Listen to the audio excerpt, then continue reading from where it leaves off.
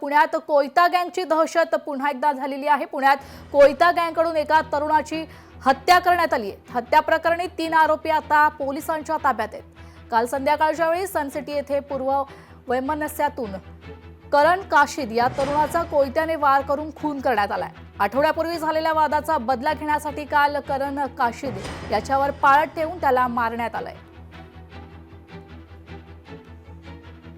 काही अज्ञात सुरुवातीला 3 अनोळखी मुलांनी एका मुलाला मारहाण केल्याचा कॉल होता। पोलिसांनी तत्काळ त्या ठिकाणी गेल्यानंतर व्हेरीफाय केल्यानंतर येथे जो मयत आहे मुलगा काशीद नावाचा, तो 18 वर्षाचा मुलगा आहे। तो धारी या भागातला राहणार आहे।